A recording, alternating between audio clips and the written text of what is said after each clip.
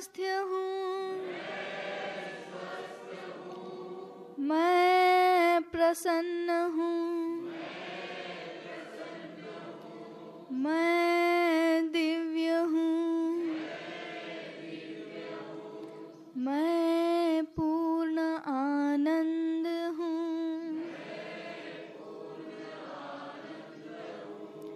मैं पूर्ण आनंद हूँ,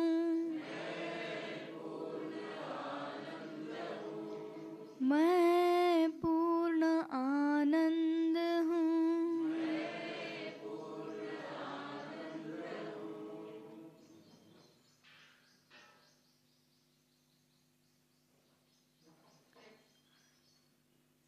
पूर्ण आनंद की वह स्थिति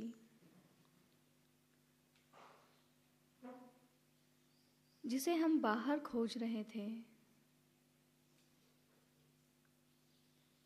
ठीक उसी तरह जैसे हिरण कस्तूरी को अपने बाहर खोजता है, पर है उसके भीतर ही। श्रद्धेय गुरुजी के सानिध्य में आने के बाद हमने भी यही जाना है कि यह पूर्ण आनंद की स्थिति हमारे भीतर ही है। हमें कहीं इसे बाहर खोजने की आवश्यकता नहीं,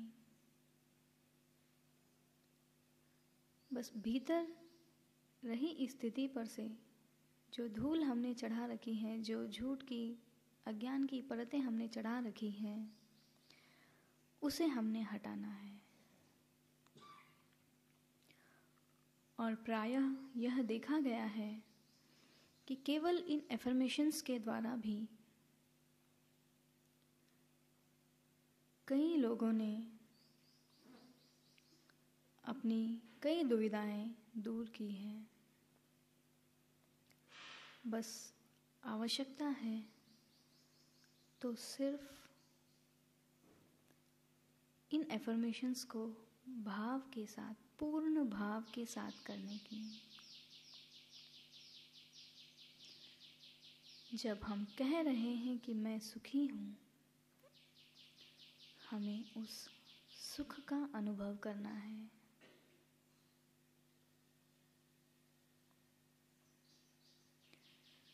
जब हम ये कह रहे थे कि मैं स्वस्थ हूँ,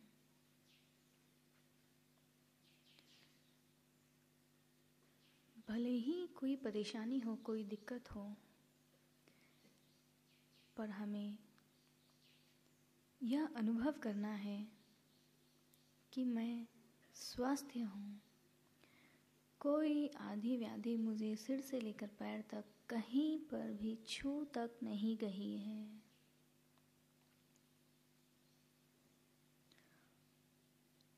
और जब हम सुखी और स्वस्थ रहेंगे तो प्रसन्न स्वयमेव हो जाएंगे।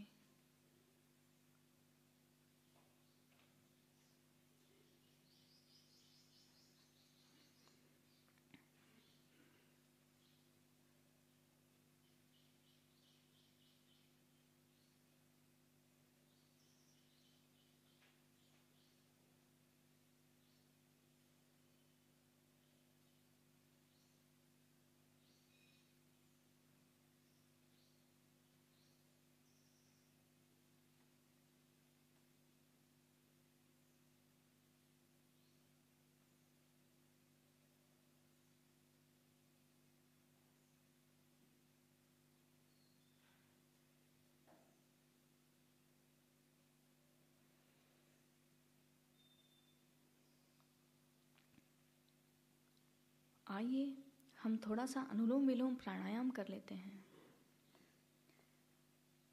एक नासिका को बंद कर दूसरी नासिका से श्वास भीतर खींचना है।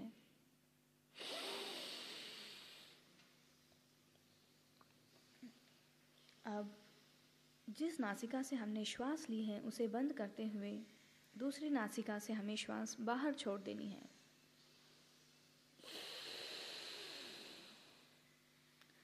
पुनः इसी से श्वास भीतर खींचना है और दूसरी नासिका से बाहर। यह एक चक्र हुआ, 1 साइकिल। ऐसे हम 8 से 10 चक्र करेंगे।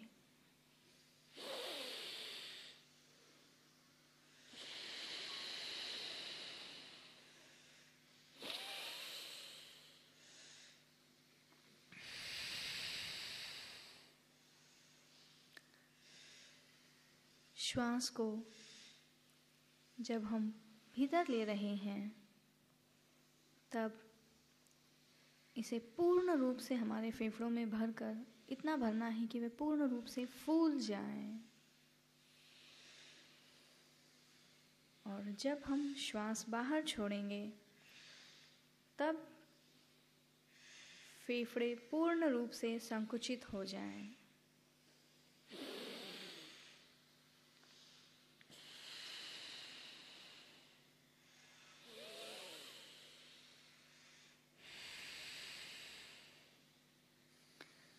Whenever you are inhaling, see that your lungs expand completely, and whenever you are exhaling, contract them fully.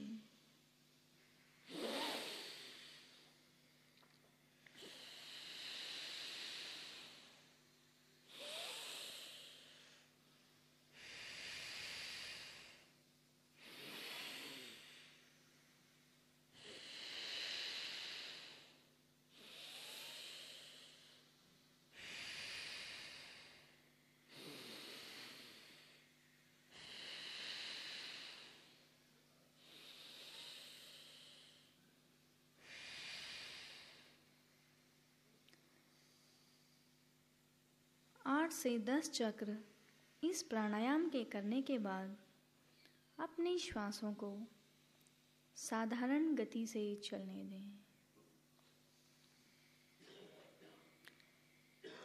After doing 8 to 10 cycles of this Anulom Vilom Pranayam, let your breathing be very much normal.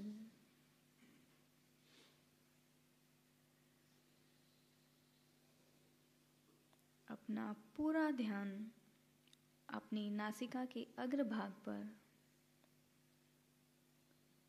जहाँ हमें हर भीतर जाती हुई एवं बाहर आती हुई श्वास को महसूस करना है।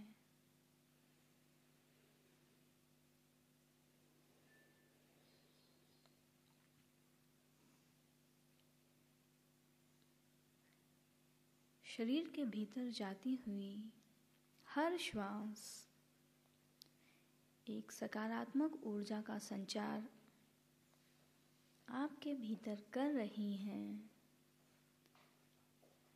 और बाहर आती हुई हर श्वास आपके शरीर की सारी नकारात्मक ऊर्जाओं को बाहर कर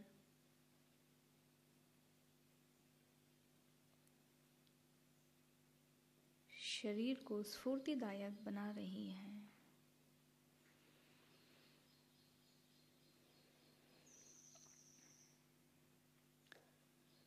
Try to feel each and every breath at the tip of your nostril.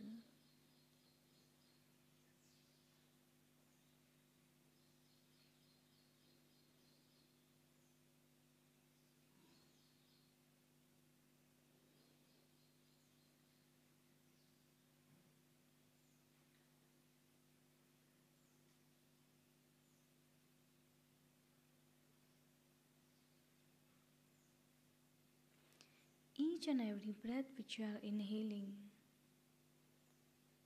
is filling you completely with the positive energies.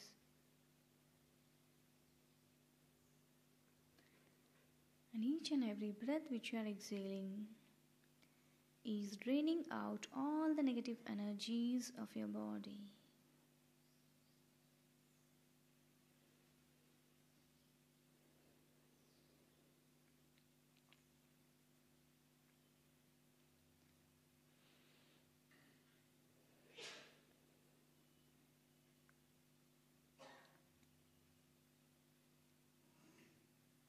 इसी अनुलोम विलोम प्राणायाम को अब हम तेज गति से करेंगे। We'll be doing now high speed Anulom Vilom Pranayam. Procedure will be same.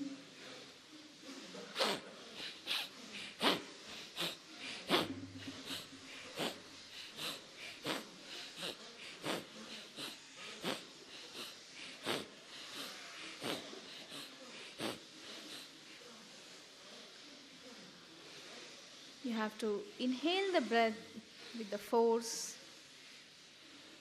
and exhale it out with the same force.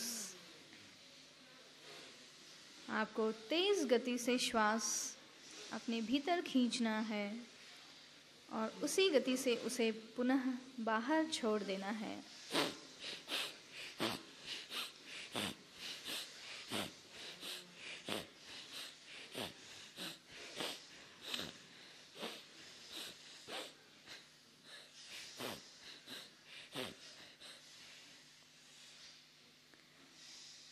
After doing 8 to 10 cycles of this high speed Anulom Vilom Pranayam, or whenever you are feeling exerted, let your breathing be normal. तेज गति से अनुलोम विलोम प्राणायाम के 8 से 10 चक्र करने के पश्चात या फिर जब भी आपको थकावट महसूस हो, अपनी श्वासों को साधारण गति से चलने दें और अपना पूरा ध्यान अपने आज्ञा चक्र पर लगाएं।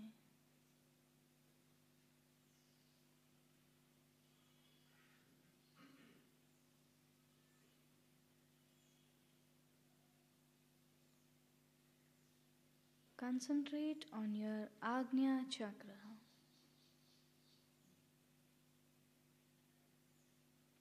Which is the place between your two eyes.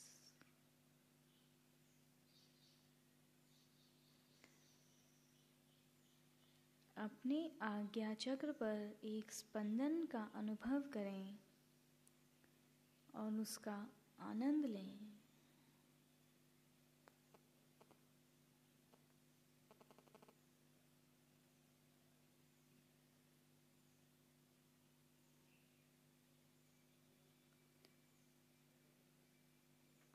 आज्ञा चक्र हमारे ज्ञान चक्षु हैं।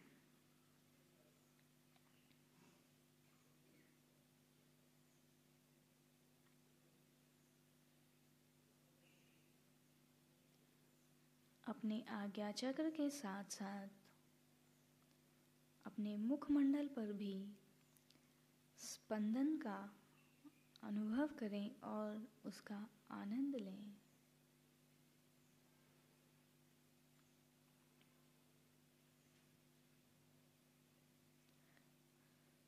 Feel and enjoy the tickling vibratory sensation on your Agnya chakra along with the face region.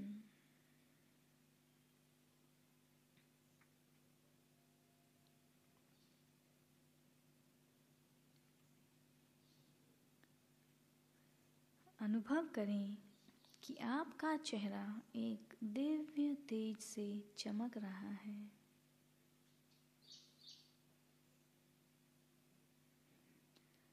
और उस दिव्य तेज का आनंद लेते हुए अपने चेहरे पर हल्की सी मुस्कान लाएं।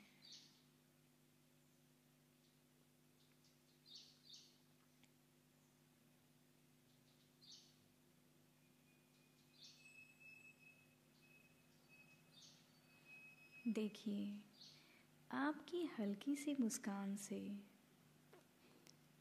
आपकी सुंदरता कितनी बढ़ गई है। Enjoy that.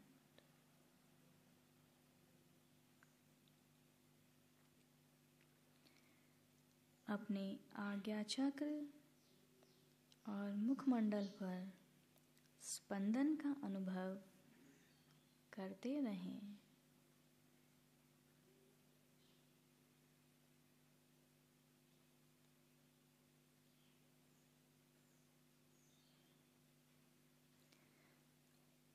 along with enjoying the sweet smile on your face,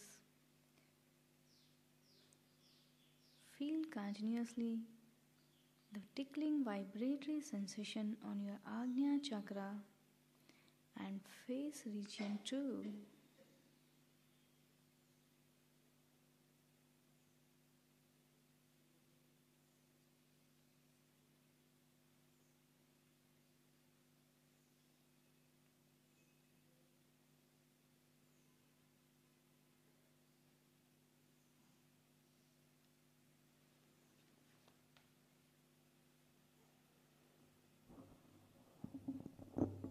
अपना ध्यान अपनी सांसों पर टिकाए रखें।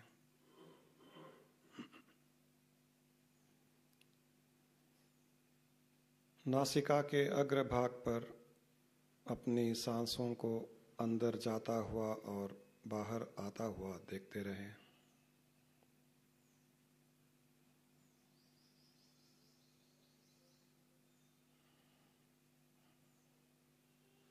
अपनी ही सांसों को अपने शरीर में अंदर जाता हुआ और बाहर निकलता हुआ देखते रहें।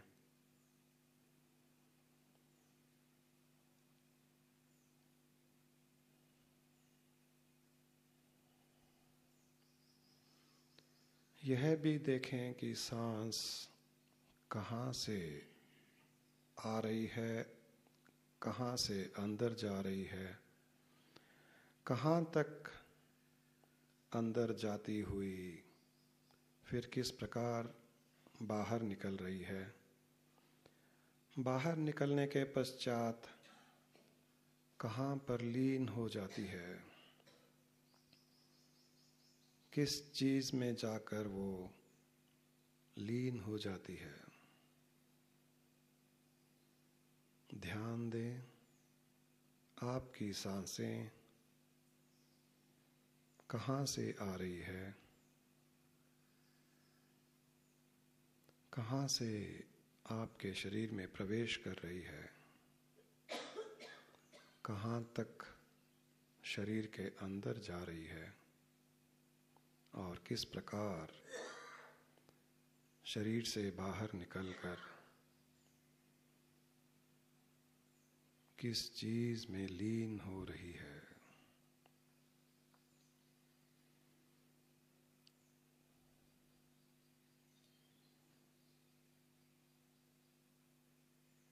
सारे ब्रह्मांड में फैली हुई प्राण शक्ति,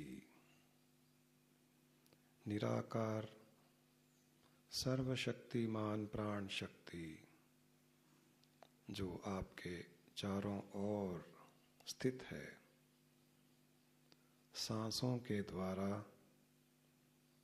वह सर्वशक्तिमान प्राण शक्ति आपके अंदर जाती हुई देखें।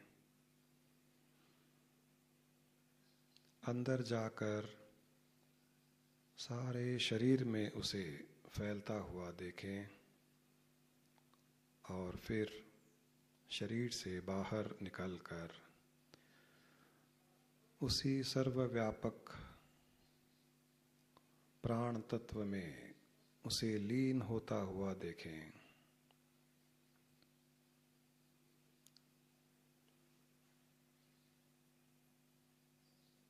सारे विश्व में हर स्थान में स्थित यही प्राण तत्व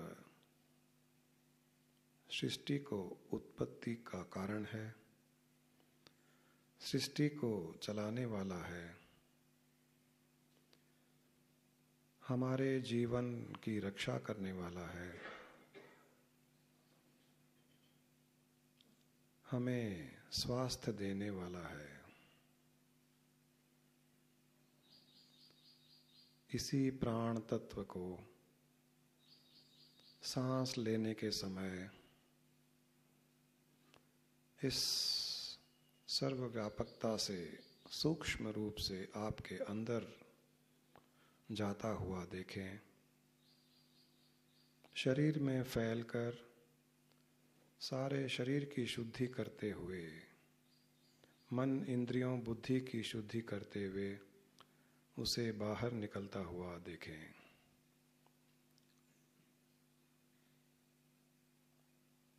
हर श्वास के साथ प्राण शक्ति का संचार आपके अंदर हो रहा है।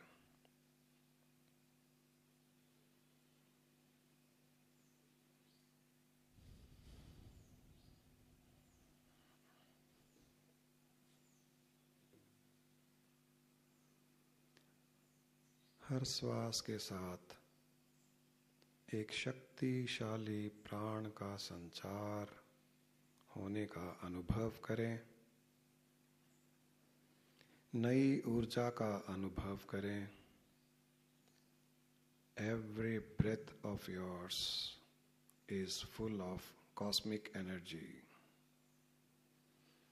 The omnipresent cosmic energy, that cosmic energy which is the cause for this creation, enters your body through your breath, goes inside the body, rejuvenates, relaxes every cell of your body. It stills your mind.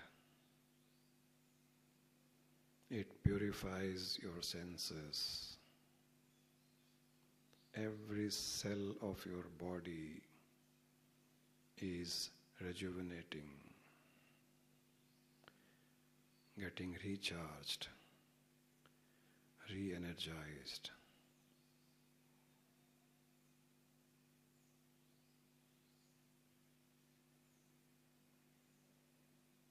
अपनी सांसों पर ध्यान देते हुए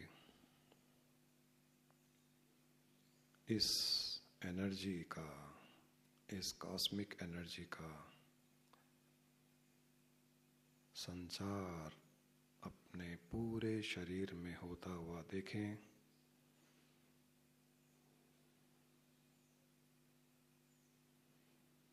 सिर से लेकर पैर तक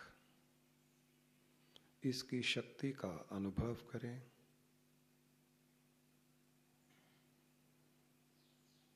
महाशक्तिशाली होने का अनुभव करें। प्राण की शक्ति पर अपना ध्यान टिकाने पर, प्राण की शक्ति पर अपनी भावना टिकाने पर उसकी शक्ति हजारों गुना बढ़ जाती है।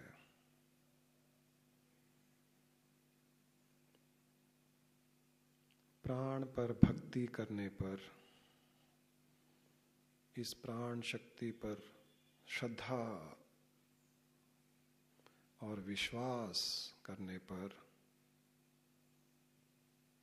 इस प्राण शक्ति की शक्ति हजारों गुना बढ़ जाती है।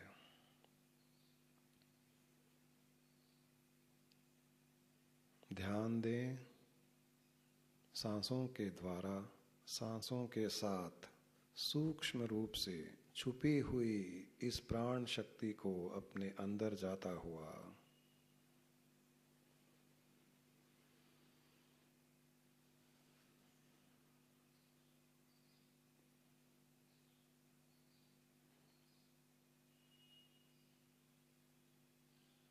धीरे धीरे अपनी ही सांसों को, जिसके साथ ब्रह्मांडीय ऊर्जा प्राण शक्ति के रूप से आपके शरीर के अंदर जा रही है, उसे आप दोनों नासिकाओं से लेते हुए सिर के बीच के भाग तक ले जाएं।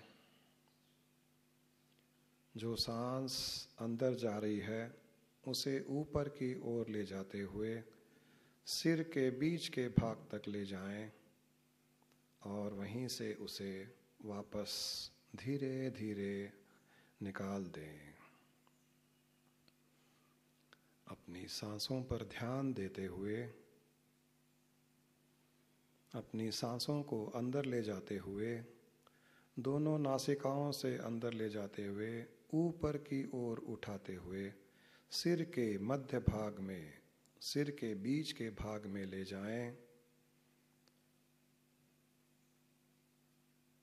और धीरे धीरे उसे वहां से वापस निकाल दें।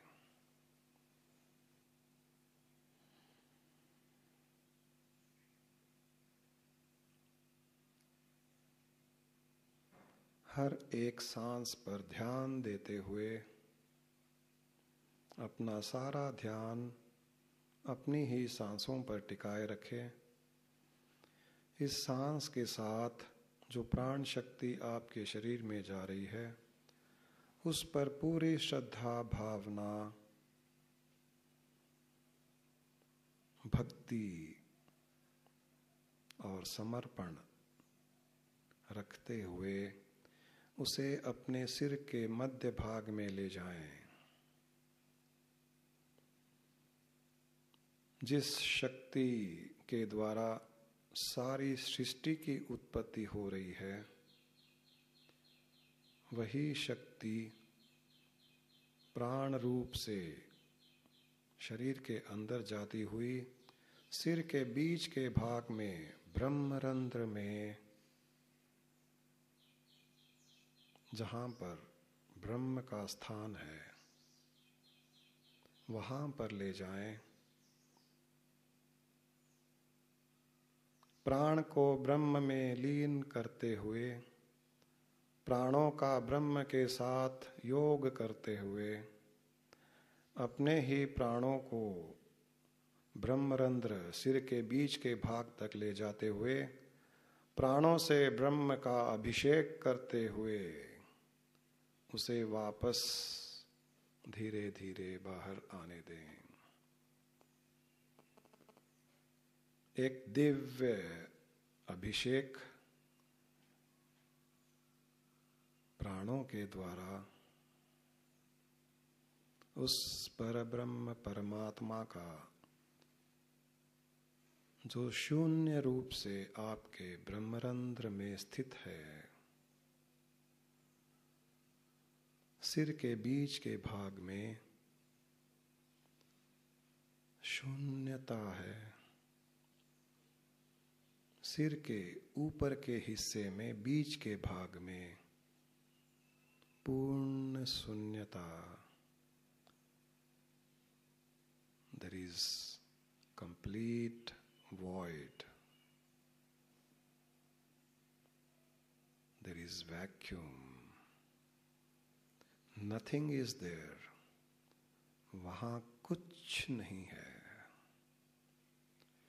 कुछ नहीं होते हुए भी वहां पर सब कुछ है।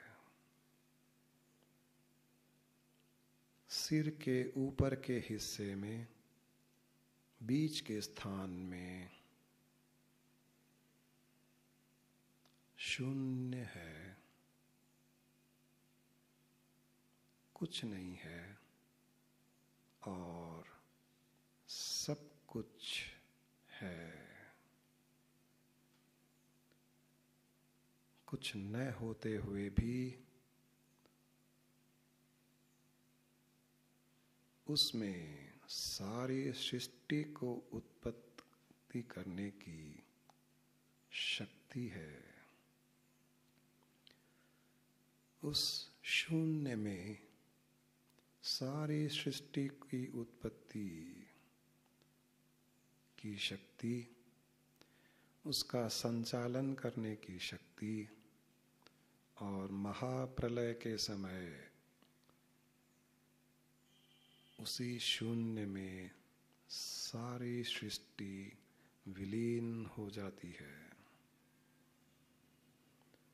असीम क्षमता, शक्ति सिर के बीच के भाग में, ब्रह्मरंध्र में शून्य रूप से स्थित है। अपनी सांसों को ऊपर की ओर उठाते हुए सिर के बीच के भाग में ले जाएं। वहाँ पर उसे धीरे धीरे गोल गोल घुमाकर वापस बाहर निकाल दें।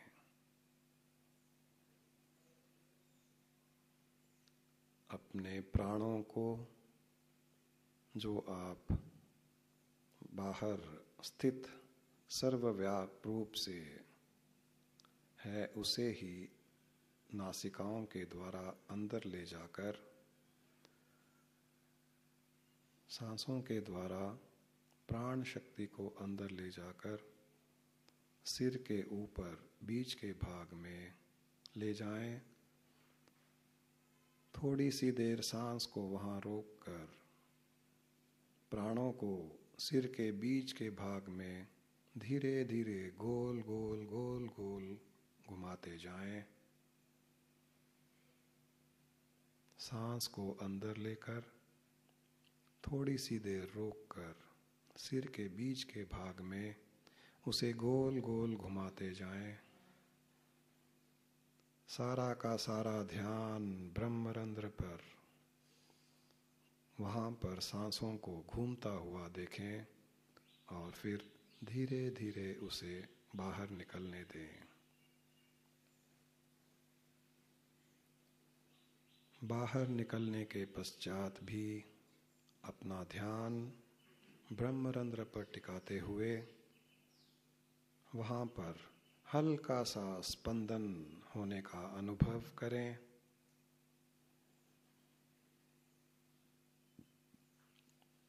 अपनी सांसों को ऊपर की ओर उठाते हुए सिर के बीच के भाग में ले जाकर ब्रह्मरंध्र में उसे धीरे धीरे गोल गोल घुमाते हुए वापस बाहर निकाल दें। अपना ध्यान ब्रह्मरंध्र पर रखते हुए वहाँ पर हल्के से स्पंदन का अनुभव करें।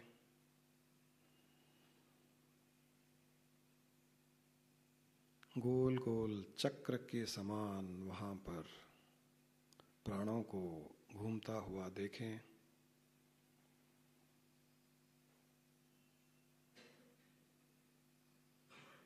एक दिव्य अनुभूति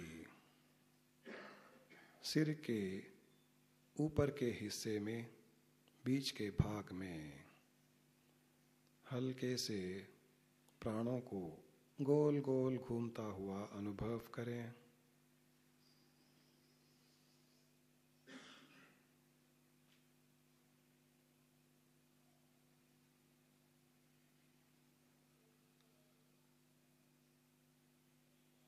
सारा का सारा ध्यान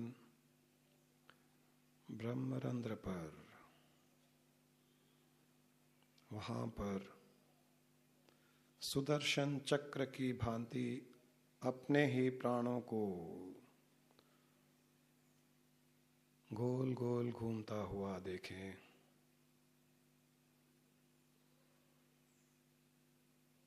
सुदर्शन चक्र ब्रह्मांडीय प्राणों का प्रतीक है। सुदर्शन चक्र रिप्रेजेंट्स कॉस्मिक एनर्जी। अपने सिर के बीच के भाग में इस सुदर्शन चक्र को गोल गोल घूमता हुआ देखें। गोल गोल घूमते हुए उसकी चारों ओर घूमने के कारण दिव्य प्रकाश को उत्पन्न होता हुआ देखिए। चिंगारी रूप से दिव्य प्रकाश को उत्पन्न होता हुआ देखिए। अपने सिर के बीच के भाग में ब्रह्मरंध्र की जगह प्राणों को सुदर्शन चक्र की तरह गोल गोल घूमता हुआ और उसके घूमने के कारण दिव्य प्रकाश की चिंगारियों को उत्पन्न होता हुआ देखें।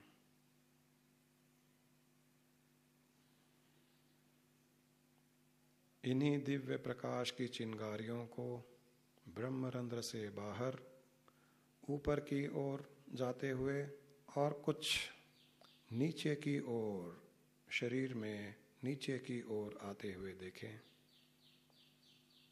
प्राणों को गोल गोल घुमाते हुए घूमने के कारण दिव्य प्रकाश की चिंगारियां, उसकी किरणें ऊपर और नीचे की ओर जाती हुई आपके सारे शरीर में फैलती हुई देखें। ऊपर की ओर जाती हुई ब्रह्मांड में उसे लीन होता हुआ देखें। ब्रह्मांड में लीन होकर विलीन हो जाती है। वही शक्ति सांस के द्वारा अंदर जाती हुई ब्रह्मरंध्र में गोल गोल घूमती हुई फिर से दिव्य चिंगारी रूप से उत्पन्न होती हुई ऊपर और नीचे की ओर जाती हुई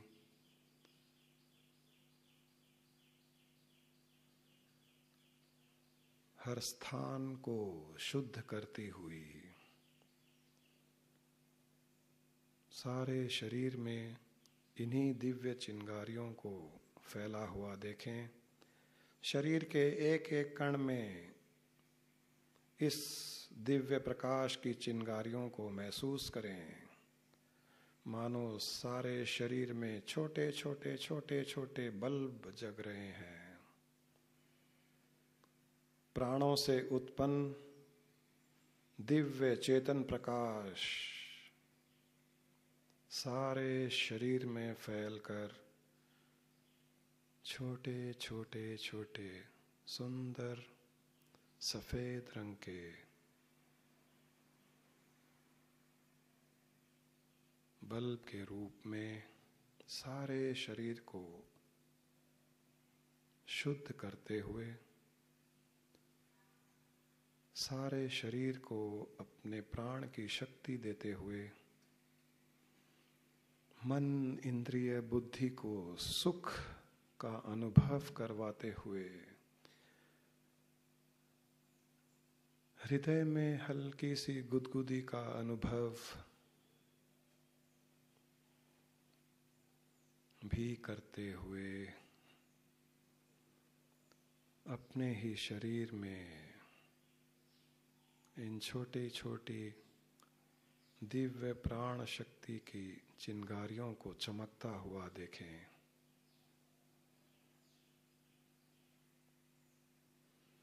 ब्रह्मरंध्र में प्राण गोल गोल घूमता हुआ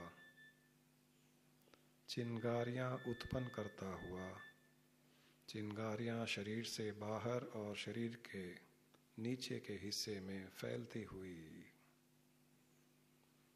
आपको दिव्य अनुभूति करवा रही है।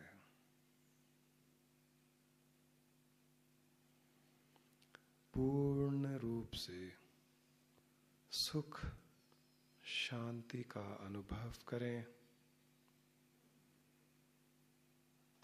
Experience complete bliss.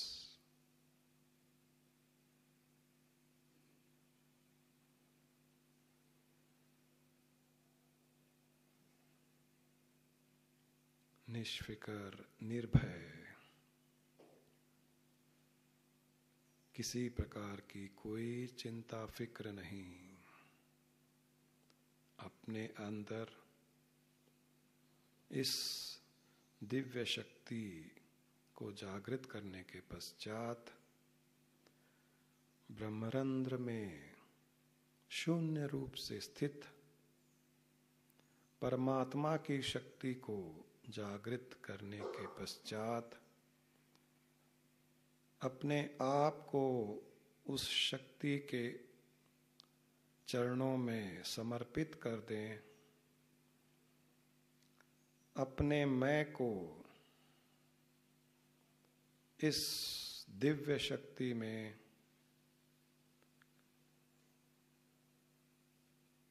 लय कर दें।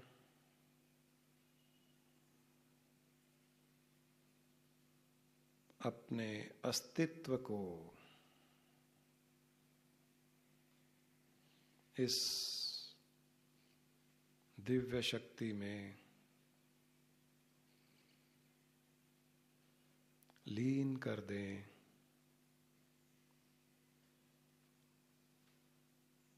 फिर आप निष्फिकर होकर संसार में विचरण करें। यह परमात्मा की दिव्य शक्ति आपके हर कार्य को संपन्न करेगी। आपके जीवन में सुख, शांति और समृद्धि लाने वाली परिस्थितियों को उत्पन्न करेगी और उन्हीं व्यक्तियों को आपके जीवन में आकर्षित करेगी जो आपको सुख, शांति प्रदान कर सके। जीवन का यही लक्ष्य, परम लक्ष्य, पूर्ण रूप से सुख, शांति का अनुभव करना। संसार में रहते हुए, संसार के हर कार्य को करते हुए सुख, शांति का अनुभव करना, परम आनंद को अनुभव करना। और इस सुख, शांति, परम आनंद को देने वाली शक्ति आपके सिर के ऊपर बीच के भाग में ब्रह्मरंध्र में स्थित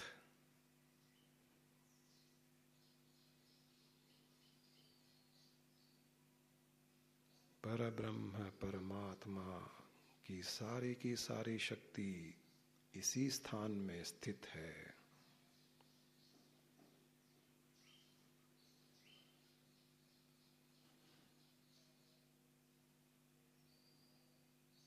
ध्यान दें अपने अंतर के सुख पर, ध्यान दें अपने अंदर की पूर्ण शांति पर। आभार प्रकट करें परमात्मा का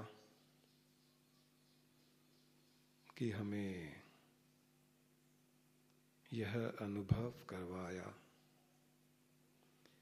जीवन के सत्य से दर्शन करवाया, अपने आप को पूर्ण रूप से इस परमात्म तत्व में समर्पण कर दें।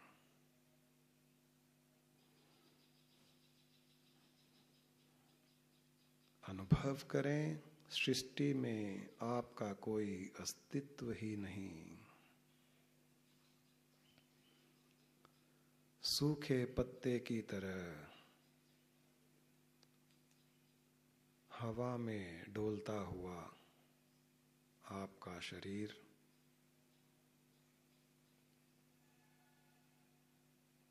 सूक्ष्म से भी कण के बराबर और उससे भी छोटा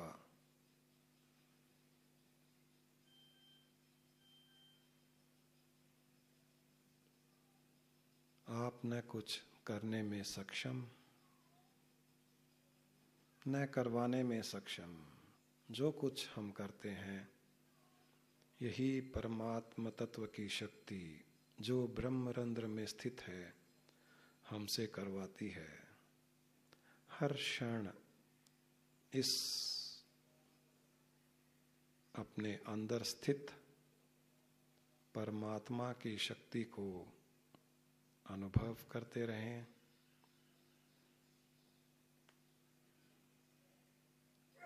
अपनी सारी कठिनाइयां, परेशानियां इसी परमात्मा में, इसी परमात्मा के चरणों में अर्पित करते जाएं। जीवन में किसी प्रकार की परेशानी हो,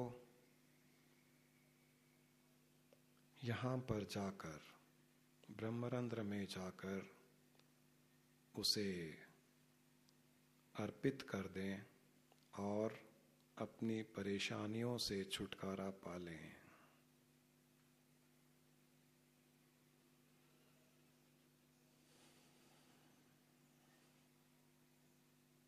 शरीर में हल्केपन का अनुभव करें,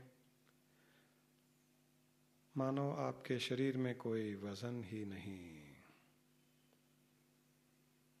परेशानियों से, चिंताओं से छूटने पर हम हल्के फुल्के हो जाते हैं। उस हल्केपन का आनंद लें।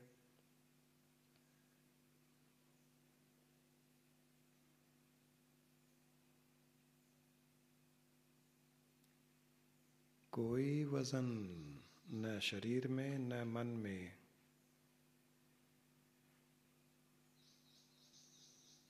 परम आनंद का अनुभव लेते हुए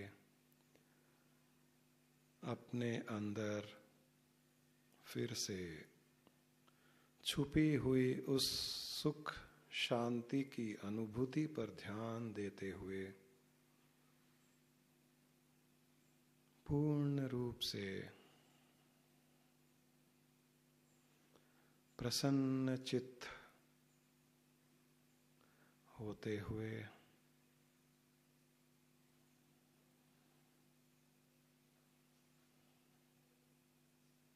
ब्रह्मरंध्र पर ध्यान करते हुए धीरे धीरे अपना ध्यान अपनी सांसों पर भी ले आए। ब्रह्मरंध्र पर ध्यान टिकाए हुए रखते हुए सांसों को भी अनुभव करते जाएं। 2-4 बार धीमी और गहरी सांस लें।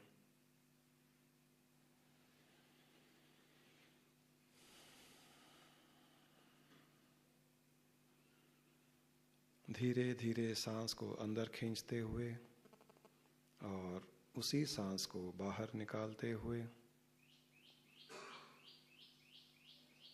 अपने शरीर का आभास करें।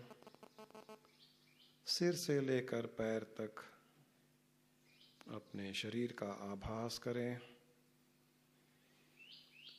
Slowly come back to your body consciousness. Feel and experience your physical body, which is weightless. अपने शरीर का अनुभव करते हुए जिसमें कोई वजन नहीं, हल्का फुल्का शरीर। अपने आसपास के वातावरण को अनुभव करें। Experience your surroundings. Experience the chirping sound of birds.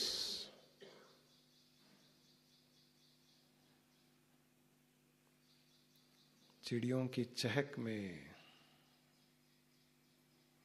आपके लिए परमात्मा के द्वारा कुछ संदेश दिया जा रहा है।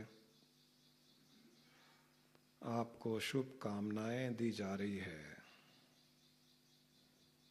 चिड़ियों की चहक के द्वारा।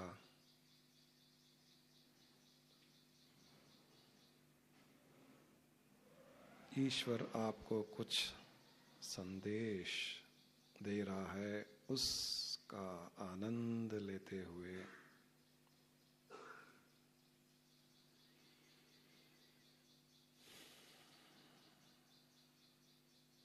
शरीर को ढीला छोड़ दें। हाथों पांवों को ढीला छोड़कर अपने आसन को थोड़ा सा खोलने का प्रयास करते हुए अपनी सोई हुई टांगों को थोड़ा सा खोलकर रिलैक्स कर दें। हाथों को, उंगलियों को हल्के से स्ट्रेच करते हुए शरीर को हल्के से हिलाते हुए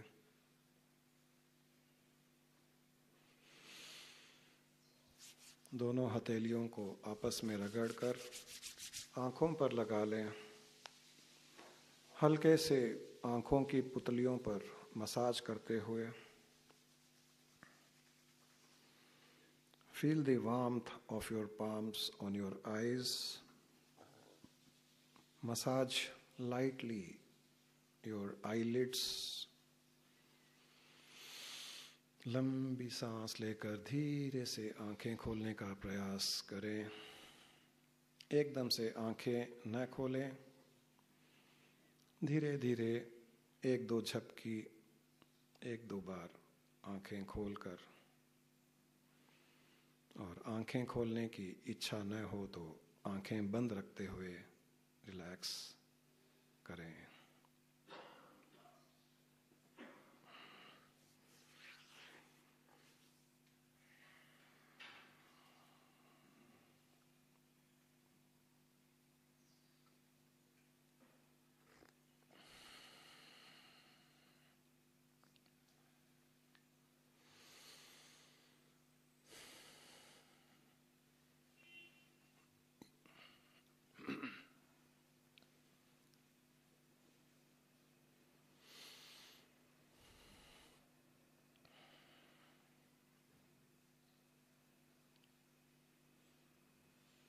जिस प्रकार आपको रिलैक्स करना हो कर लीजिए। पाँव को खोलना हो पाँव को खोल लीजिए, हाथों को ऊपर करना हो हाथों को ऊपर कर लीजिए, शरीर को थोड़ा हिला लीजिए, जिसको उठना है उठ सकते हैं। एकदम रिलैक्स हो जाएं। Let there be no stress in your physical body nor in the mind.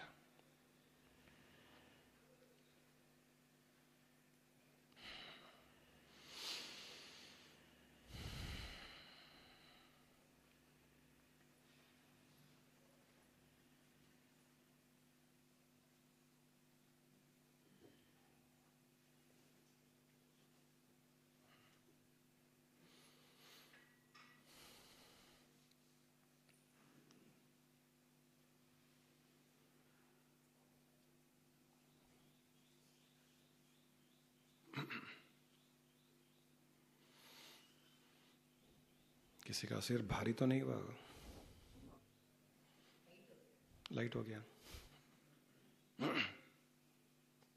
अच्छा लगा?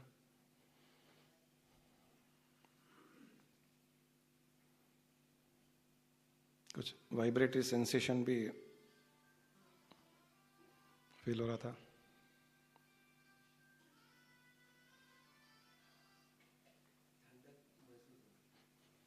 ठंडक महसूस हो रही?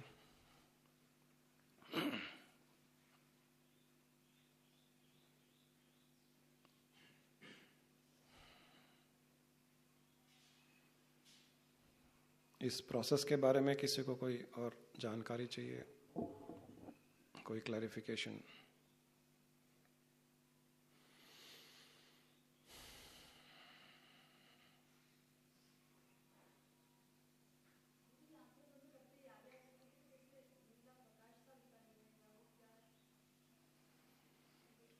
हमारे शरीर में कई तरह की दिव्य नाड़ियां होती है और वो अक्सर बंद रहती है।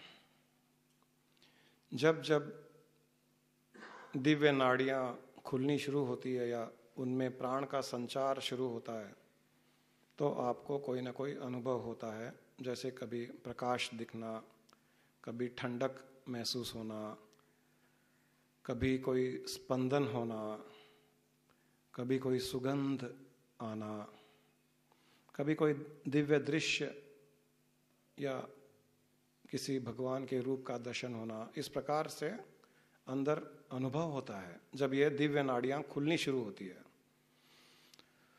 तो आज्ञा चक्र पर भी कोई प्रकाश दिखता है तो समझ लीजिए वहां की दिव्य नाड़ी में प्राणों का संचार शुरू हुआ है, उसके कारण वो प्रकाश दिख रहा है। इसी प्रकार शरीर में और कई जगह अनुभव होते हैं हमें। किसी को यहाँ पर ठंडक लगती है, किसी को यहाँ पर पुलिंग सेंसेशन होता है, किसी को यहाँ हृदय में स्पंदन महसूस होता है, किसी को रीढ़ की हड्डी में कोई अनुभव होते हैं। वो सब दिव्य नाड़ियों के खुलने के कारण होती है।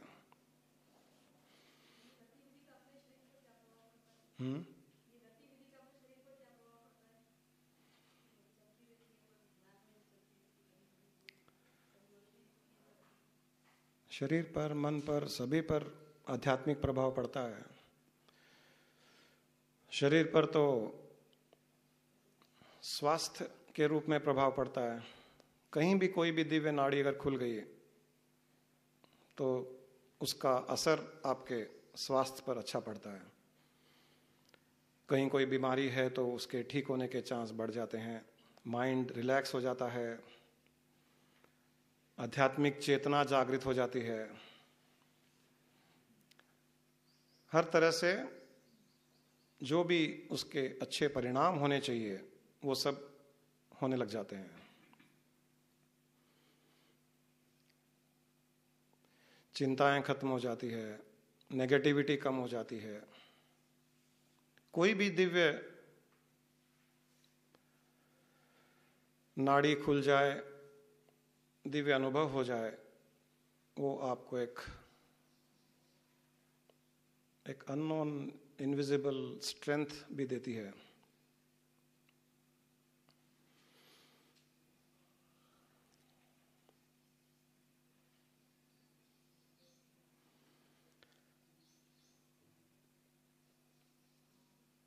हम जब पूर्ण शांत होते हैं तो हमारा सारा का सारा प्राण इन्हीं दिव्य नाड़ियों में जाने की कोशिश करता है। इसलिए अगर हम 5 मिनट भी अगर ध्यान में चले जाएं या 5 मिनट हम गहरी निद्रा में भी सो जाएं तो आप अनुभव करते हो कि वापस वहाँ से जब वापस आप जागृत अवस्था में आते हो तो अपने आप को एकदम फ्रेश महसूस करते हो, निष्फिकर, बिना कोई चिंता के, और एक एनर्जाइज फील करते हो अपने आप को। वो उसी के कारण होता है कि उस 5 मिनट में चूंकि आपका मन शांत था तो प्राण उन दिव्य नाड़ियों में जाने की कोशिश करते हैं और वहां पर दिव्य नाड़ियों में प्रवेश करने की कोशिश या थोड़ा बहुत स्पंदन करने पर अपने आप में आप रिजुनोवेट फील करते हो, री-एनर्जाइज फील करते हो, क्लैरिटी आ जाती है माइंड में, कन्फ्यूजन्स दूर हो जाते हैं, चिंता फिक्र मिट जाती है। परेशानी होने पर भी परेशानी से फाइट करने की ताकत बढ़ जाती है। ये सब वो कुछ क्षणों में ही हो जाता है।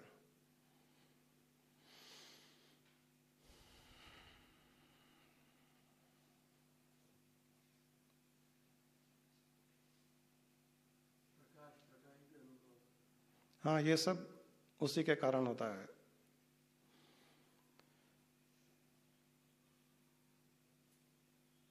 एकदम सूक्ष्म सटल होता चला जाता है हमारे ही प्राण। नॉर्मल कोर्स में वो उसी प्रकार रहना चाहते हैं, लेकिन चूंकि हमारा माइंड स्टिल नहीं रहता है, शांत नहीं रहता है, इसलिए वो प्राण मन की क्रिया में लग जाता है। प्राण या तो माइंड के थॉट्स में जाएगा और जब नो माइंड की स्थिति आ जाएगी तो वो अपने स्पिरिचुअल जर्नी करता जाएगा। 2 ही कार्य हैं उसके, या तो वर्ल्डली जर्नी करेगा या स्पिरिचुअल जर्नी करेगा। जब माइंड एक्टिव है तो वर्ल्डली जर्नी हो रही है उसकी। नो माइंड की स्थिति है, नो माइंड की स्थिति मतलब जहां पर कोई विचार ही नहीं। विचार नहीं तो माइंड ही नहीं। एक्चुअली माइंड का कोई अस्तित्व ही नहीं है, माइंड कुछ है ही नहीं, विचार को ही माइंड कहा जाता है। जब नो माइंड की स्थिति है तो आपकी स्पिरिचुअल जर्नी चलती है।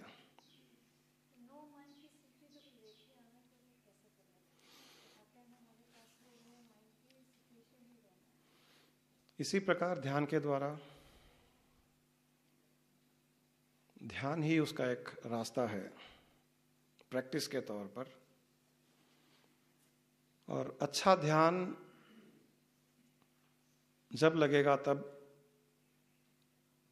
आपका स्वभाव अच्छा हो, एटीट्यूड अच्छा हो, किसी भी बात की चिंता ना करो,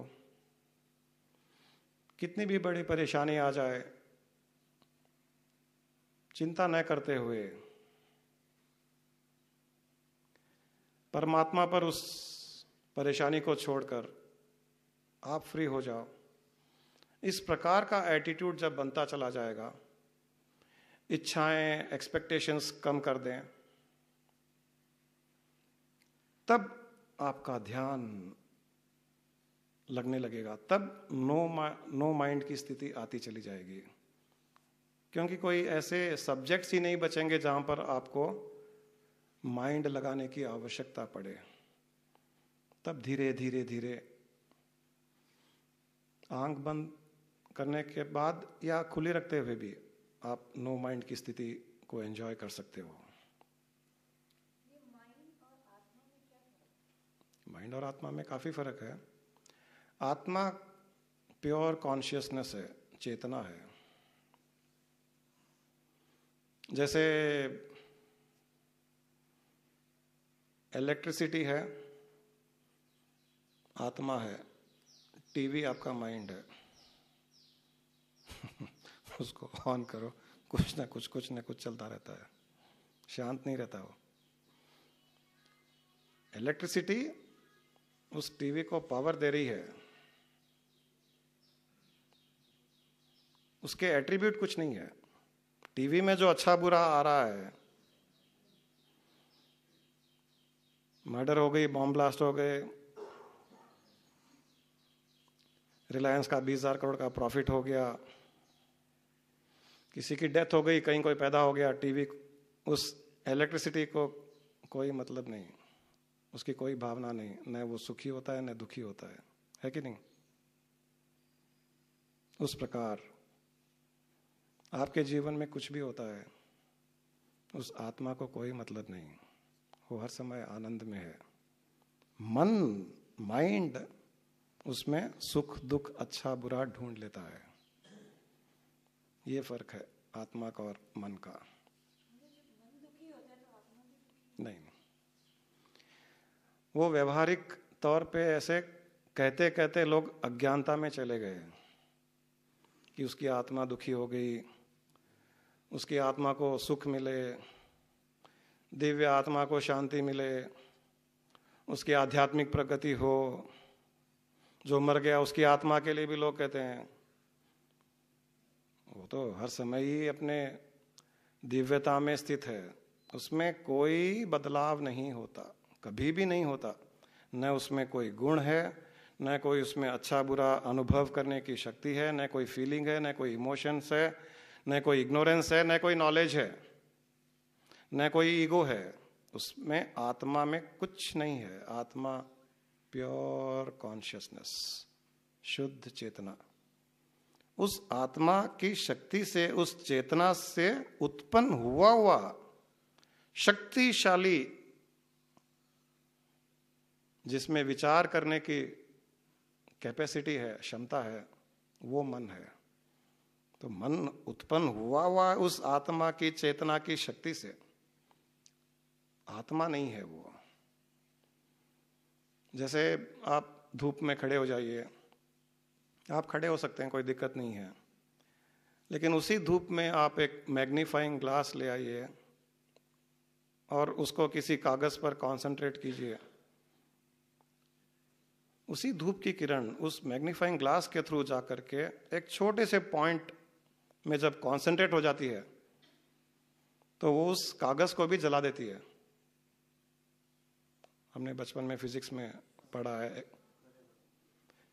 वही धूप, वही सूर्य की शक्ति, सूर्य का प्रकाश, जिसमें आप आराम से खड़े हो, लेकिन जब उसको कंसंट्रेट किया गया उसी चीज को, तो उसकी शक्ति कई गुना बढ़ गई। इसी प्रकार उस चेतन आत्मा से उत्पन्न एक कॉन्सेंट्रेटेड पॉइंट है माइंड। वो उत्पन्न होकर के वो बाहर की ओर जाना चाहता है, वो हर समय दुनिया में इन्वॉल्व होना चाहता है। वो उसको हम ध्यान के द्वारा वापस उसके सोर्स में ले जाने की कोशिश कर रहे हैं। जब जब वो माइंड जिस चीज से उत्पन्न हुआ है उसको हम वापस पलटा करके, टर्न कर करके उसी के सोर्स में ले जाएंगे, तब धीरे धीरे धीरे उसे पता चलेगा, याद आएगा कि मेरी उत्पत्ति कहाँ से हुई, मैं क्यों बिना मतलब के दुनियादारी में उलझा हुआ था, बिना मतलब के विचारों में लगा हुआ था। यहाँ पर कितना आनंद है, जो मैं सुख दुनिया में ढूंढ रहा था उससे कई हजार गुना सुख यहाँ पर है, और मेरी उत्पत्ति का कारण भी यही है, मुझे चलाने वाला भी यही है, आखिर में सृष्टि के अंत में मुझे इसी में लीन होना है। ये उसे आभास धीरे धीरे ध्यान के द्वारा होता चला जाएगा, तो वो मन आत्म तत्व में कन्वर्ट होता चला जाएगा। तो नो माइंड की स्थिति में समझ लीजिए माइंड कंप्लीटली अपने सोर्स में, अपनी आत्मा में जा करके रेस्ट कर रहा है। तो नो माइंड की स्थिति हो गई, और नो माइंड की स्थिति में सिर्फ आत्म तत्व बचा रहता है और कुछ नहीं रहता। वापस 24 घंटे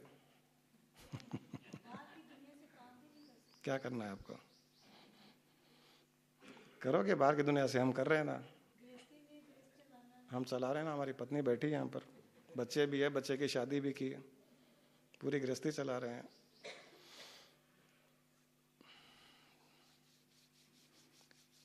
नई नई मूवी फ्राइडे को फर्स्ट शो देखते हैं क्या प्रॉब्लम है?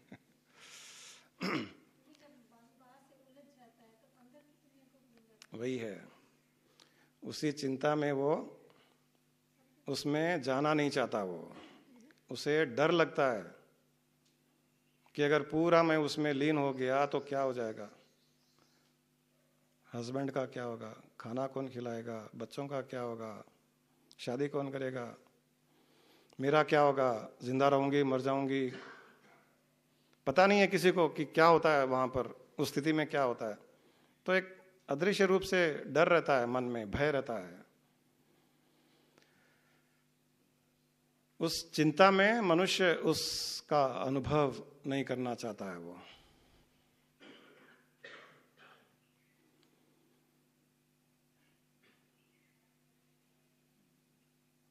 गुरु ग्रंथ साहिब में नानक जी ने कहा था,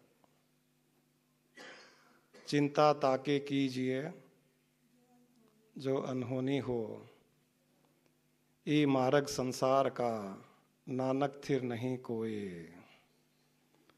गुरु नानक ने कहा कि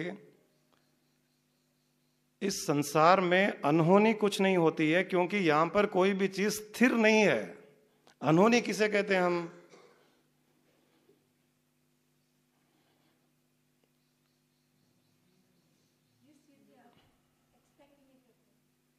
वो अनहोनी है, वो होता है, वो अनहोनी है। उन्होंने कहा कि ये जो संसार है, ये संसार का मार्ग है, इसमें कोई भी चीज स्थिर नहीं है, स्टैटिक नहीं है।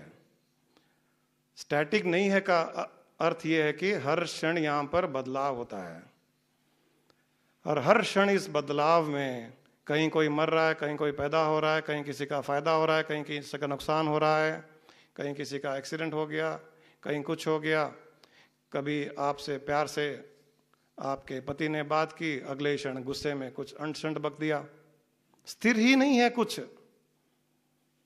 जब स्थिर कोई चीज नहीं है तो वहां जो भी चीज हो रही है वो अनहोनी नहीं है, वो ही होनी है। वहां पर अस्थिर की दुनिया में जो अनहोनी हम सोच रहे हैं वो अनहोनी नहीं, वो होनी ही है।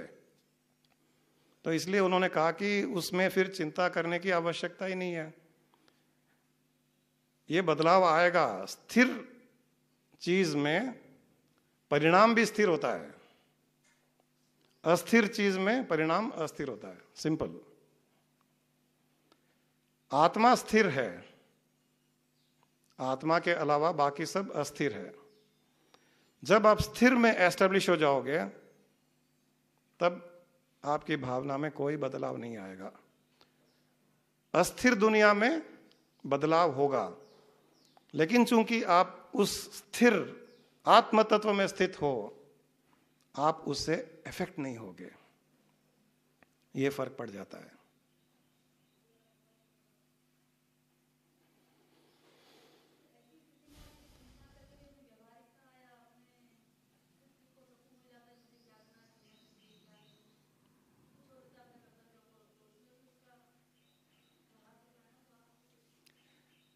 उस स्थिति में कभी भी कर्तव्यों को, जिम्मेदारियों को नहीं छोड़ा जाता, बहुत अच्छी तरह से निभाया जाता है।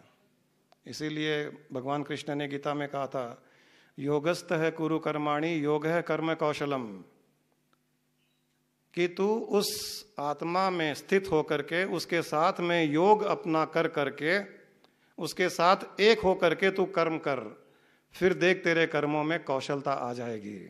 अपने आप स्वतः ही तू कर्तव्यों को, जिम्मेदारियों को इतनी आसानी से निभाता चला जाएगा कि तुझे सोचना नहीं पड़ेगा कि मैं व्यवहार किस प्रकार करूं, किससे कैसे बात करूं, कैसे रिएक्ट करूं, कैसे एक्ट करूं, परेशानियों को कैसे दूर करूं।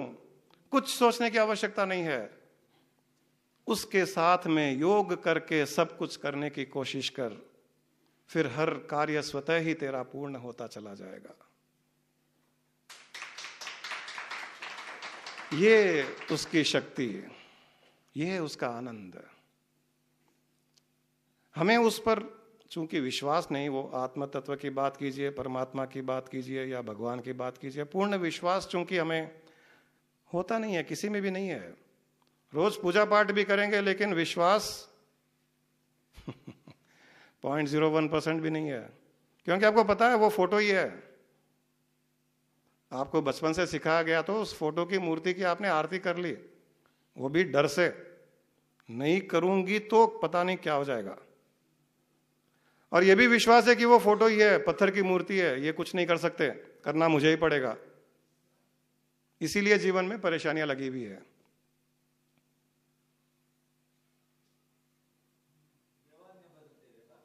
व्यवहार नहीं बदलते हैं। व्यवहार में बदलाव लाना बहुत आवश्यक है। चिंताओं को छोड़ना, इच्छाओं को छोड़ना, आशाओं को छोड़ना, ये प्रैक्टिस है अपने भगवान में या आत्मा में स्थित होने का, या उसमें विश्वास बढ़ाने का, श्रद्धा बढ़ाने का। ये एक प्रैक्टिस होता है जो हमको 24 घंटे करने चाहिए। जब हम व्यवहार में हैं तो इन चीज़ों को प्रैक्टिस कीजिए। माइंड डिस्टर्ब होना कम हो जाएगा। डिस्टर्ब होना कम हो जाएगा तो आपके अंदर की आत्मशक्ति बढ़ती चली जाएगी।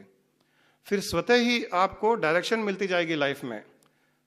स्वतः ही आपको अनुभव होगा कि आपकी उंगली पकड़ करके कोई आपको चला रहा है, कोई रास्ता दिखा रहा है। अंधेरे जंगल में भी कोई टॉर्च लेकर के आपको सही रास्ते ले जा रहा है, आपको साफ अनुभव होता चला जाएगा।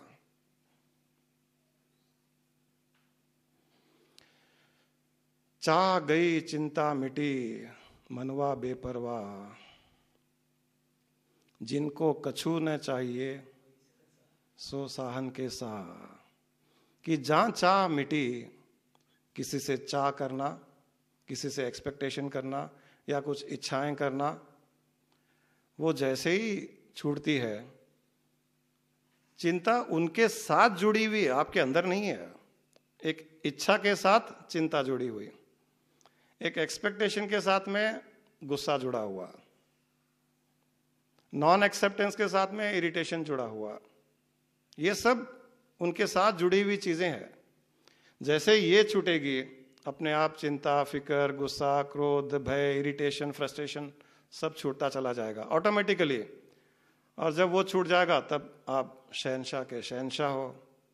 गरीब से गरीब होते हुए भी, परेशानी में रहते हुए भी आप शहंशाह हो, क्योंकि आपको किसी से कोई मतलब नहीं।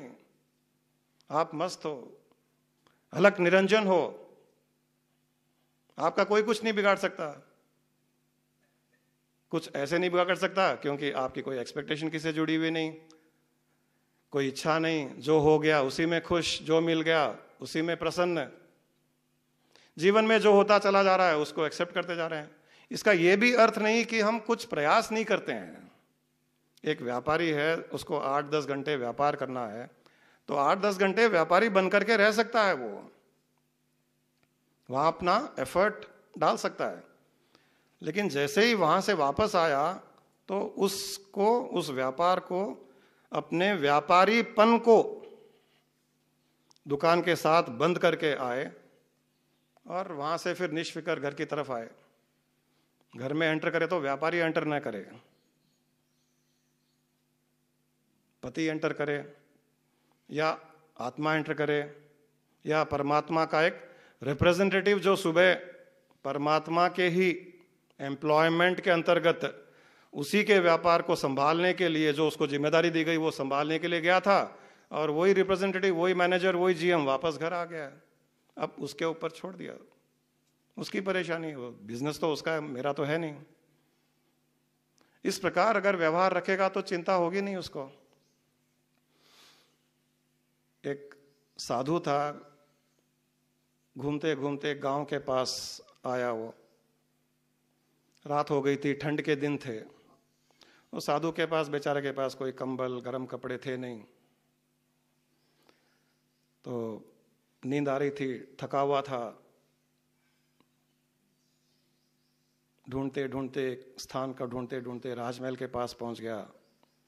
वहां राजमहल के पास में देखा कि एक शायद राजाओं का किचन होगा, कुछ होगा। वहां पर एक भट्टी थी, भट्टी की आग बंद हो गई थी, राख थी उसमें। राख थोड़ी गर्माश देती है, तो अपना उस भट्टी की राख में जाके सो गया मस्त। कब सुबह हुई उसको पता नहीं चला। उसके कान में राजा की आवाज पड़ी।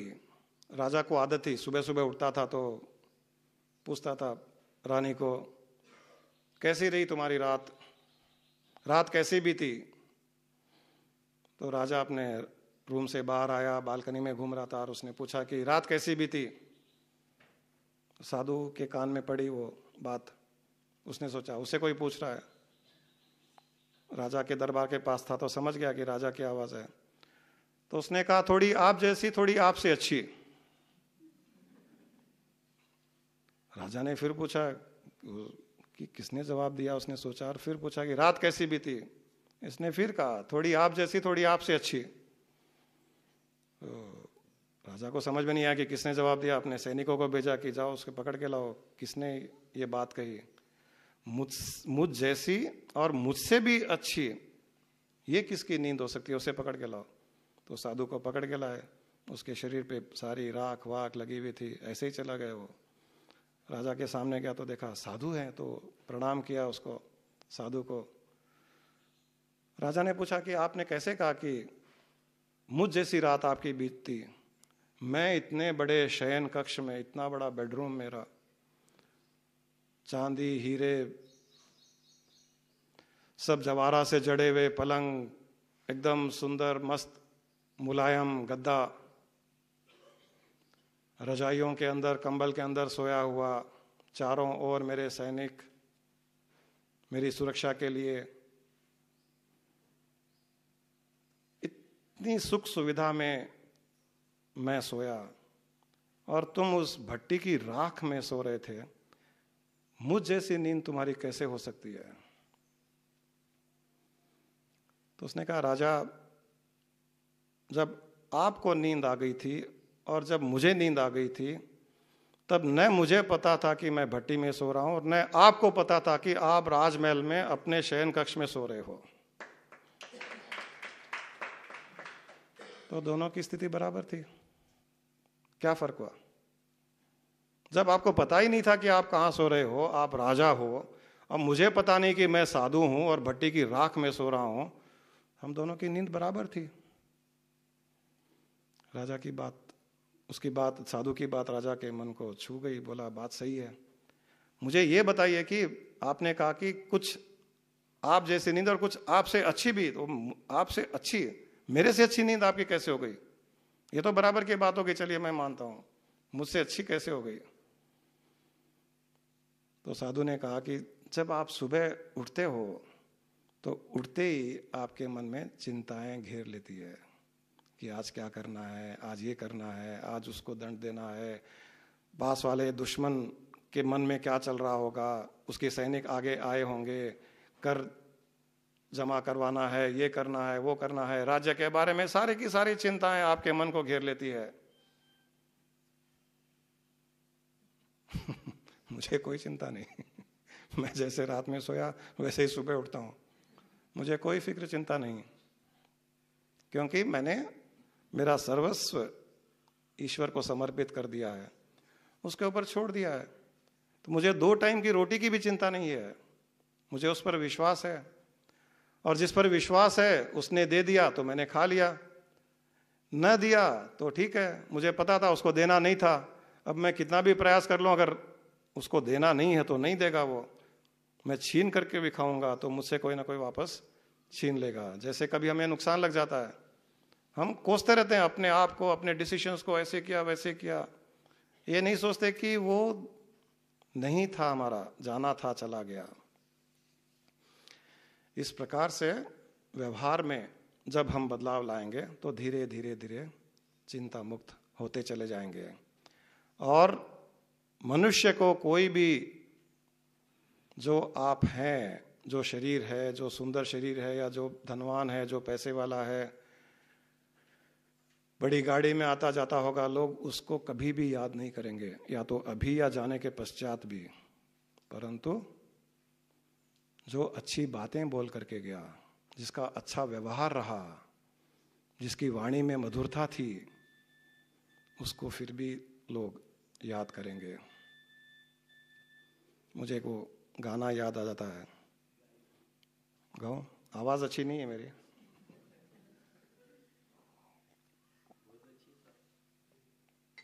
हमारे रवि वगैरह यहाँ बैठे हुए हैं, कई अच्छे गायक।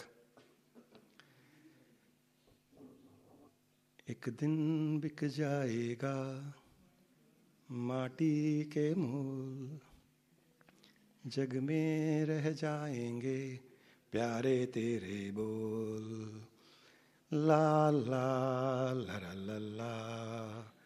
एक दिन मिट जाएगा माटी के मोल, जग में रह जाएंगे प्यारे तेरे बोल। दूजे के होठों पर देकर अपने गीत, कोई निशानी छोड़ फिर दुनिया से डोल। एक दिन बिक जाएगा माटी के मोल।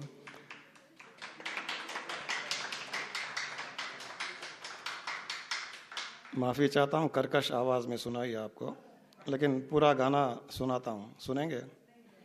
उसमें कुछ ज्ञान भी है।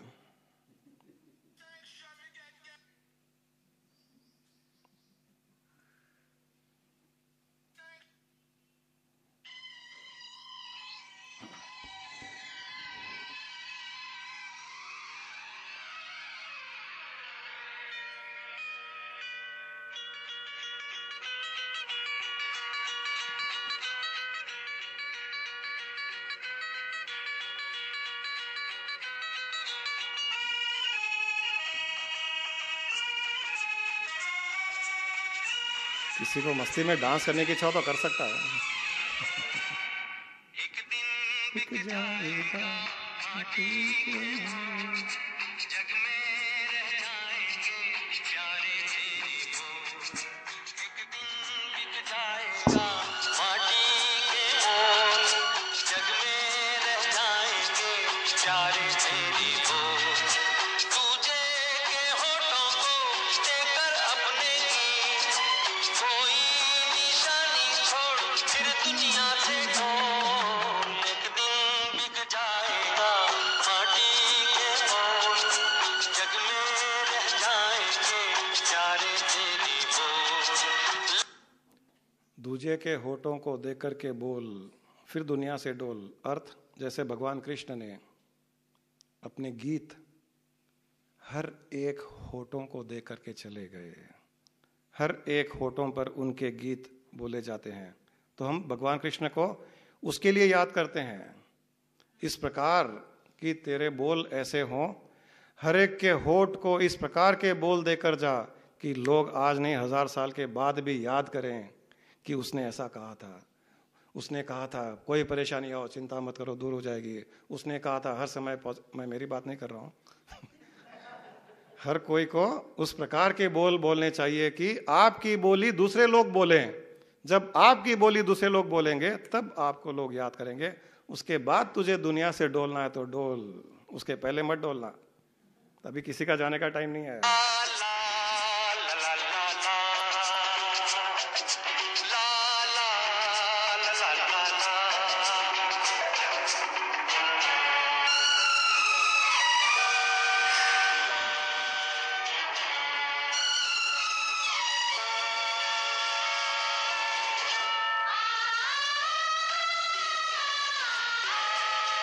आजकल लोगों को लगता है मैं पिक्चरें बहुत देखता हूँ, इसलिए पिक्चरों के गाने बहुत सुनाता हूँ।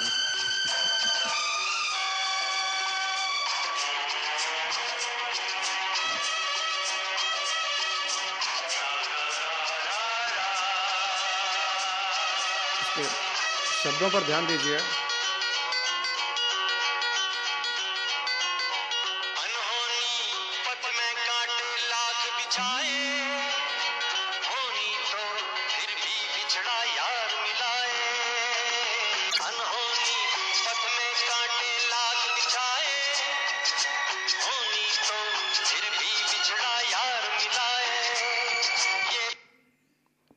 अनहोनी पथ में कांटे लाख बिछाए, जो भी बात कही थी नानक जी की, उन्होंने कहा था इस संसार में चूंकि कोई भी चीज स्थिर नहीं है, तो यहाँ पर ये जो हम अनहोनी कहते हैं वो होनी ही है। हर दिन हर क्षण कुछ न कुछ अच्छा बुरा कहीं ना कहीं होता जा रहा है, होता जाएगा। तो यहाँ पर यही कहा कि इस अनहोनी पथ में, मतलब इस संसार में अगर जब तक उलझे हुए रहोगे तब तक आपको इस अनहोनी पथ में बहुत परेशानियां कठिनाइयां आती जाएगी। अगर इस अनहोनी पथ से हट करके आप अपने ईश्वर, अपने आत्मा पर ध्यान दोगे तो बिछड़ा यार मिल जाएगा। बिछड़ा यार का अर्थ यहां पर परमात्मा, जो आपका यार था, जिसे हम बिछड़ गए। बिछड़ किस लिए गए? हम अपने ही आप को एक एंटिटी मानने लग गए। अपने ईगो के कारण मैं रमेश जैन ये हूं, मैंने इतना कमाया, मेरी स्टेटस ये, मेरे कॉन्टैक्ट्स इतने, लोग मुझे ऐसे इज्जत देते हैं, मैं, उस मैं में वो छूट गया, यार से बिछुड़ गया। तो यार से मिलने का सिंपल कारण, सिंपल तरीका एक ही है। इस अनहोनी अस्थिर दुनिया से हटकर उसकी तरफ बढ़ते जाओगे तो बिछड़ा यार मिल जाएगा।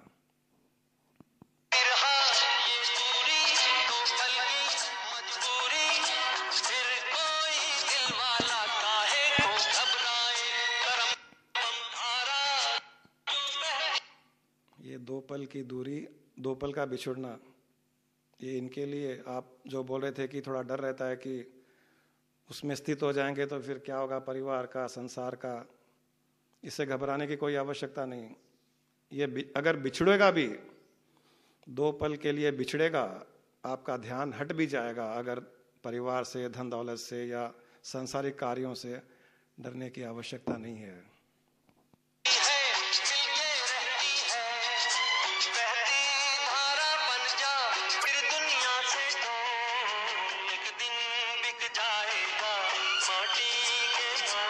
बहती धारा बन जा, उस ध्यान की धारा में बहते चले जाओ।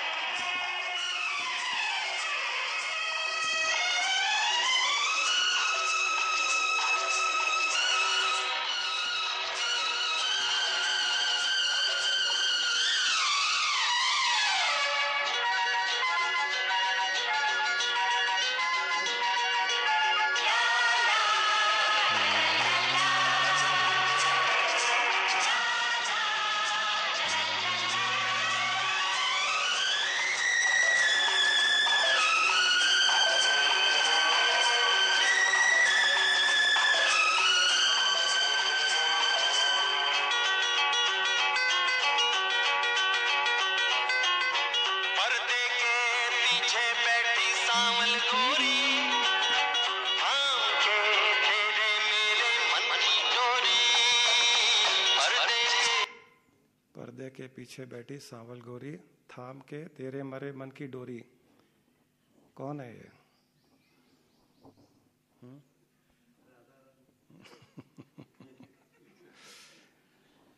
ये उस देवीय शक्ति की बात हो रही है जो पर्दे के पीछे है, जो अदृश्य रूप से है, जो हमारे सबकी मन की डोरी बांध के रखी हुई है। पर्दे के पीछे सांवल गोरी,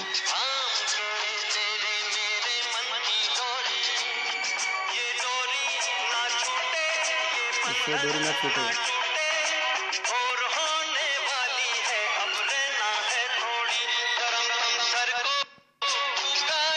भोर होने वाली है, अब ज्यादा देर बाकी नहीं है। आप सब उस आत्म तत्व का अनुभव करके उसमें स्थित होने वाले हैं।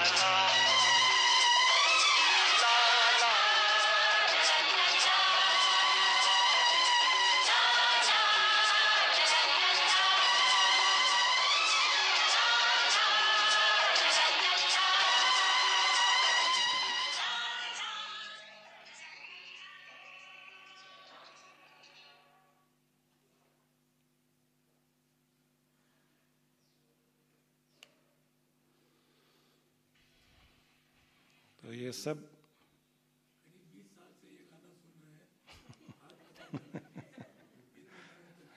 क्या इसमें भाव है, क्या ज्ञान है इसमें? तो यही ध्यान रखिए, ये माटी के मोल बिक जाएगा, खरीदने वाला ही नहीं मिलेगा पहली बात तो, इसलिए उसको गंगा में बहाना पड़ता है। फ्री में भी खरीदने वाला नहीं मिलेगा, ऊपर से पैसे दो तो भी वो खरीदेगा नहीं। हाँ, पैसे लेकर के ले लेगा, कचरा कुंडी में फेंक देगा जा करके। इतना ही है हमारा इसका अस्तित्व। इससे अधिक हमारा अस्तित्व ही नहीं। जाने के बाद कोई वैल्यू नहीं है, तक रिपेयरिंग की बहुत कॉस्ट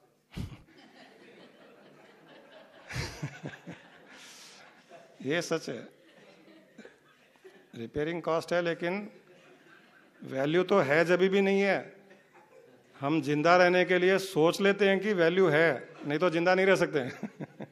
मेरी इज्जत है, मेरे कोई पूछता है। हर समय यही ध्यान रखते हुए जो रहेगा वो हमारे बोल, सुंदर बोल। और सुंदर बोल कहाँ से आएंगे?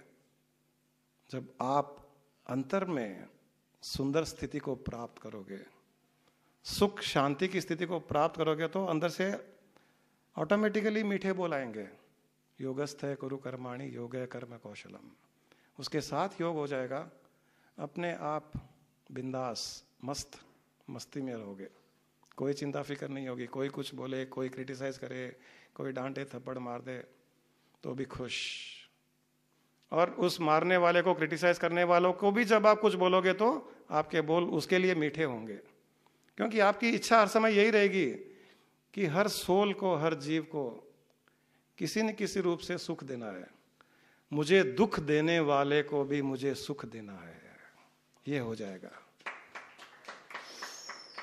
आज का पंच लाइन यही। सबके सुख के शांति के लिए हमारी एक प्रार्थना। लोका समस्ता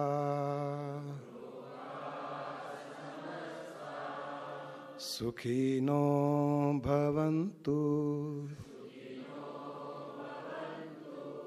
सारे विश्व की कल्पना करते हुए आप कल्पना करें कि आपके अंदर से तरंगें उत्पन्न हो रही है। हर जीव को सुख और शांति देने वाली है। हर जीव को सुख और शांति प्राप्त हो, हर जीव इस संसार में सुखी रहे, संसार को छोड़ने के समय भी सुखी रहे, संसार को छोड़कर जाने के पश्चात भी सुख से रहे। लोका समस्ता सुखिनो भवन्तु, लोका समस्ता सुखिनो भवन्तु, लोका समस्ता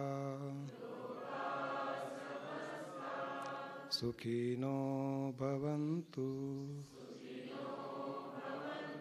ओम शांति शांति शांति।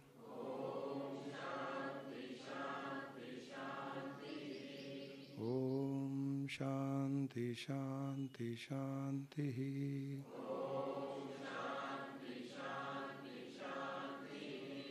ओम शांति शांति शांति।